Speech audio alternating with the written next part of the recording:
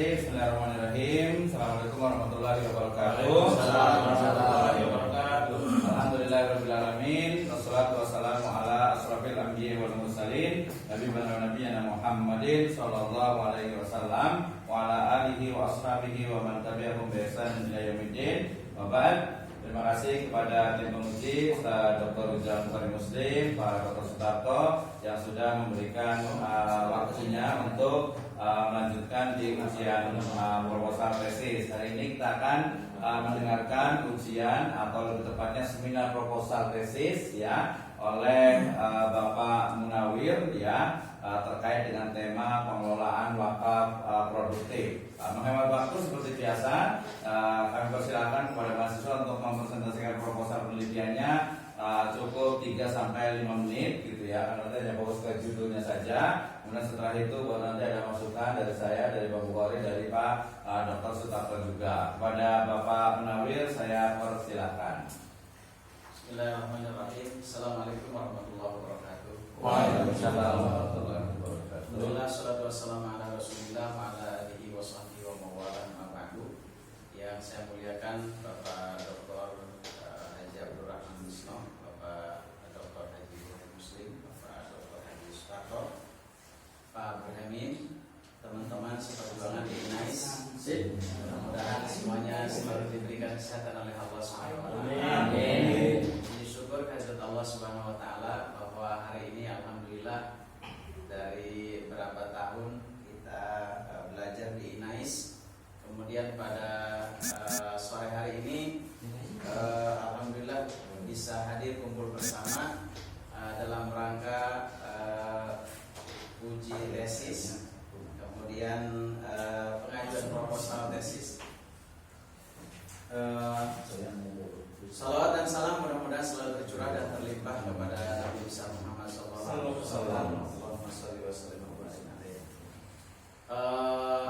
Bapak Dr. Abdul Rahman Misno, Bapak Dr. Bukhari Muslim, Bapak Dr. Sutarto, pada kesempatan sore hari ini saya mengajukan proposal tesis saya dengan judul analisis pengelolaan wakaf produktif di Pondok Pesantren Nafidatul Najah Rawakolong Bogor.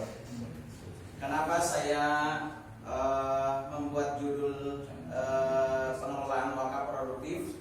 Karena memang skripsi saya sebelumnya yaitu terkait dengan pengelolaan wakaf produktif juga di Pesantren Nafidatul Najah. Tujuan yang kedua yaitu untuk memudahkan saja penelitiannya di Pesantren Nafidatul Najah. Kenapa penulis memilih Pondok Pesantren Nafidatul Najah sebagai objek penelitian? Karena berbagai alasan. Yang paling penting dan utama adalah karena secara kuantitas tanah wakaf yang ada di Pondok Pesantren tersebut cukup besar, kira-kira 5 sampai 1000 meter. Dari data yang penulis himpun sendiri. 1000 meter itu yang diproduktifkan. Yang diproduktifkan 1000 meter. 1000 meter yang diproduktifkan. Jadi pesantren. Jadi sebenarnya wakafnya itu untuk masjid tadinya. Wakafnya untuk masjid. Tapi karena saya melihat kok kalau ini tanah diwakafkan hanya untuk masjid jadi kurang produktif. Maka saya punya pemikiran bahwa di situ bukan hanya dibangun untuk masjid, tapi dibangun juga untuk madrasah, dibangun juga untuk sekolahan, pesantren gitu. Jadi seperti itu kira-kira. Mohon kepada Pak Dr. Bukhari Muslim, Pak Dr. Misno, Pak Dr. Sutarto untuk memberikan masukan kira-kira proposal atau judul tesis saya ini kira-kira bisa bisa dilanjutkan apa diganti judul apa seperti apa? Ya untuk memudahkan untuk memudahkan pembuatan tesis ini. Terima kasih. Assalamualaikum warahmatullahi wabarakatuh. Waalaikumsalam warahmatullahi wabarakatuh. Baik, terima kasih kepada Pak Ustaz Munawir sudah ya minimal memberikan judulnya gitu ya.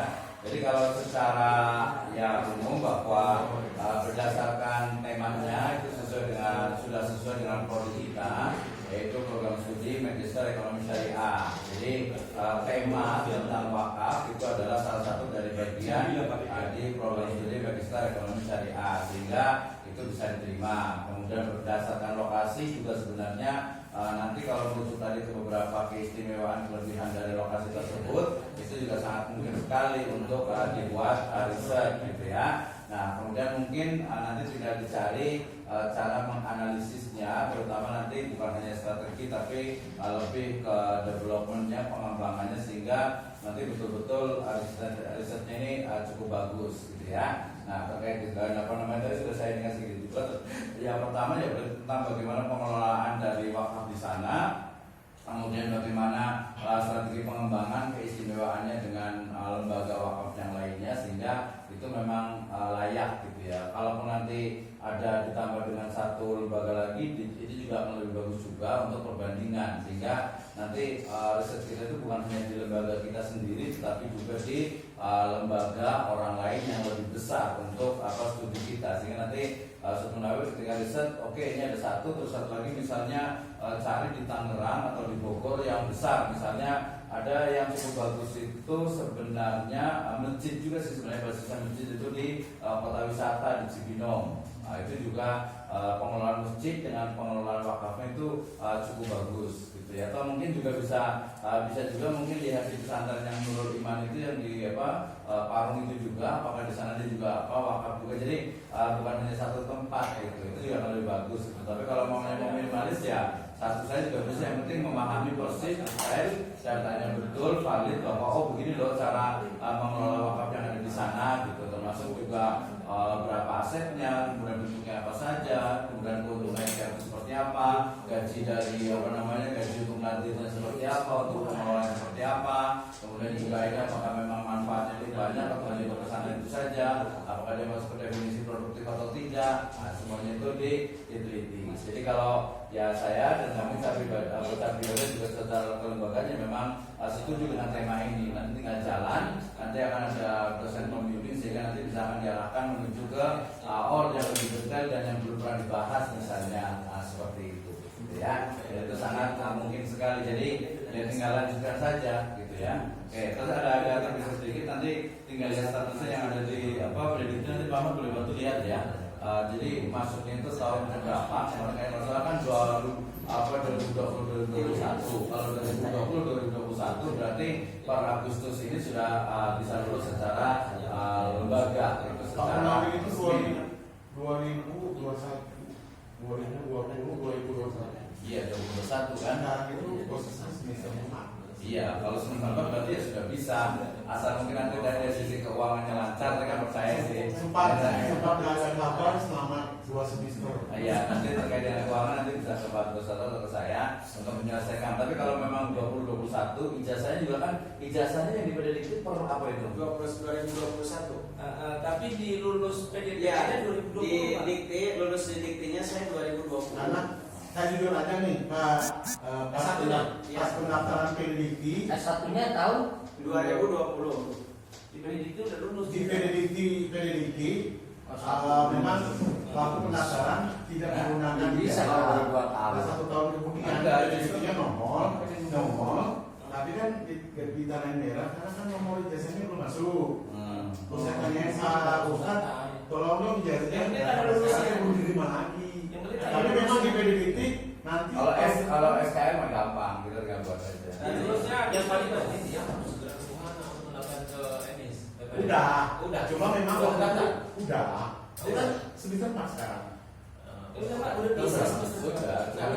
Cuma yang itu dipermasalahkan 2021. 2021. Cuma itu pakai SKL karena ijazahnya keluarnya itu tahun Waktu dia daftar 2021. pakai SKL. Walaupun PDDK itu 2020 gitu. Dulu sempat kita ngomong memang kemungkinan besar kasusnya terulang kembali seperti Ustaz Munawir itu di mana di Ninja, yaitu udah lulus secara internal tapi nunggu 1 tahun secara eksternal secara PDDK-nya. Tapi kalau tadi Kalau secara PDDikti 2020 tahun depan sudah bisa. sudah. Bahkan kalau sekarang harusnya. Enggak, kalau tahun sekarang sudah bisa sudah. Iya. Makanya kan saya suka WA Pak Coba baca Ustadz kan yang di PDDK-nya. Nanti bisa makanya nanti Karena kan berbarengan sama Ustaz. Nanyanya muanya. Enggak di Dikti aja.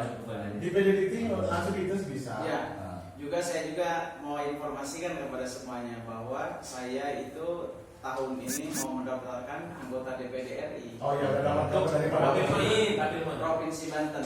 Untuk provinsi ya. Maka Bapak itu bisa DPD kan DPD. Maka Bapak di sini. Pak Ustadz Majri jangan bapak itu. Iya, Pak Ustadz Tajri, Pak Ustadz Hasan sama Pak Ustadz Dede bisa bantu saya di Provinsi Banten. Nah, ini Pak juga saya juga nih bantu nih di Nah, Tangerang. bentar. Baik. Backup partai di mana? Backup partai ada berapa? Saya itu enggak backup partai. Dia independen Pak Ustaz. DPD. DPD. Enggak, maksudnya kan sekarang mah harus ada yang itu juga. Ya, jadi banyak tumpangan juga. Tumpangan. Ya, ada banyak sih karena saya itu Partainya di mana? melalui Provinsi Banten. Jadi di wilayah-wilayah tertentu tuh kerjasama. Kayak misalnya di wilayah Kabupaten Tangerang ada yang mengajak kerjasama. Terus di Kabupaten Pandeglang yang mau naik DPRD Kabupaten ada yang minta, yang dari Kabupaten Serang juga ada yang minta kerjasama. Kalau partai yang dekat partai apa? Yang dekat. Saya itu KTA-nya sebenarnya P3. Oh, ya paling tidak kan kalau P3 kan nanti kan bisa silaturahmi ke sana juga menguatkan kan bahwa ada kader P3 yang nanti PDM bisa dikuatkan kan itu. Iya. Oh iya dipotong udah selesai. Udah. Out the record. Tapi belum ditutup. Nah, ini aja nanti di potong aja. Iya. Promosi aja nggak apa-apa bukan Ya, sejarah. jadi karena tadi apa namanya karena kemarin Pak Dr. Wisnu juga ke Serang, wah saya bilang punya hubungan juga di Serang berarti kan. Oh, Pak Amin juga di Serang kan punya hubungan juga ya kan. Pak Haji juga. Kebetulan kan wilayahnya kan Bangsel. Iya. Waktu saya kebetulan ada orang Kupang di situ yang kenal sama saya. Saya siapa tahu. Kalau jaringan kita yang kemarin ke Serang itu ke Pandeglang, tepatnya itu di Paguron Jalan Banten Nusantara. Itu penguasa ini pendekarnya Banten itu, dan anaknya itu Bu Reka, Bunda Reka itu ya mahasiswa kita di sini. Itu terus ketua PJBN Bogor itu Pak Mahadat itu juga mahasiswa kita di sini juga. Dan pembayarannya alhamdulillah sih lancar sih kemarin 10-10 gitu kan, 20 udah tinggal dikit lagi nih. Insya Allah intinya saya mohon doa kepada semuanya. Karena ini juga persyaratannya DPD itu apa namanya KTP. Jadi saya juga sekarang lagi mengumpulkan KTP. Ini Pak maksudnya buat KTP ini. Tapi apa namanya saya tuh sekarang tuh yang masuk tuh sudah 2000 KTP. Nah, masih 4.000 lagi. Ya sekitar 4000, tapi pengajuan kesannya kan 3000. Dari 1000 lagi. Dari 8 juta penduduk apa yang punya hak pilih Provinsi Banten syaratnya 3000 KTP. Oh, 2000. Jadi hak pilih kamu Provinsi Banten itu apa? Bagi 8 juta. baginya nanti kan itu. Iya. Ini kan Syaratnya jumlah penduduk Banten itu adalah 10, 12. 12 sama 14. Apanya? Jumlah penduduk Provinsi Banten 12 juta. 12 juta. Tapi yang punya hak pilih itu hanya 8 juta. Dari 8 juta hak pilih itu persyaratannya hanya 3000. Berarti tinggal 1.000 lagi. Tinggal 1000 lagi, tapi sih saya harus melebihkan itu. Iya lah. Karena kalau ada satu input kesalahan dari KTP itu, jadi satu KTP itu harus dibayar 10 KTP. Jadi Iya. dari 3000 itu dikurangi 10. Ya berarti targetnya Kalau ada 5.000 100 lagi. gimana? Ya mudah-mudahan ya. Ya, Amin. Biasa Pak. Ya, amin. Jadi karena juga baru awal juga, nanti sambil berjalan saja, insya Allah nanti sambil komunikasi, insya Allah selesai. Tapi kalau saya yakin sih ini sampai apa Agustus selesai. insya Allah. Selesai. Terima Kayak kasih. kayak judul yang pernah dikeluarkan. Malah Juli juga bisa selesai. Oh, harus dipepet yang Mudah-mudahan apa namanya pembayarannya juga saya bisa. Iya. Jadi itu aja yang Cuman apa namanya itu apa namanya berapa sih jumlah keseluruhan pembayarannya itu? Kalau jawab. Rekor nanti dulu. tadi Nanti aja. Ya, nggak itu intinya sih sama dengan yang